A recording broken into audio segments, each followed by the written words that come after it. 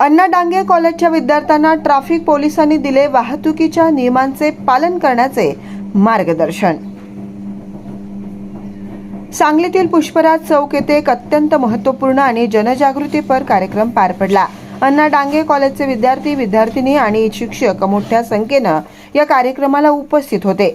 यावेळी ट्रॅफिक पोलिसांनी विद्यार्थ्यांना रस्ते सुरक्षेबाबत अत्यंत मोलाचं मार्गदर्शन केलं। गाडी चालवताना कोणते नियम पाळले पाहिजेत, हेल्मेट आणि सीट बेल्टचं महत्त्व काय, वाहन चालवताना मोबाईलचा वापर किती धोकादायक ठरू शकतो, तसेच वेग मर्यादा पाळणे, सिग्नलचं पालन करणे आणि वाहतुकीचे नियम समजावून घेणं किती आवश्यक आहे याची सविस्तर माहिती विद्यार्थ्यांना देण्यात आली। ट्रॅफिक पोलिसांनी विद्यार्थ्यांना सांगितले की रस्त्यावर वाहन चालवताना केवळ स्वतःचीच नाही तर इतरांच्या जीवाचीही जबाबदारी असते।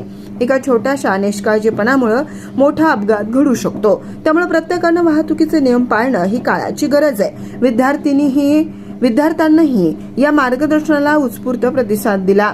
अनेक विद्यार्थ्यांनी ट्रॅफिक नियमांबाबत प्रश्न विचारले आणि त्याची समाधानकारक उत्तरे ट्रॅफिक पोलिसांनी दिली। या कार्यक्रमामुळे विद्यार्थ्यांमध्ये वाहतुकीबाबत जागरूकता निर्माण झाली।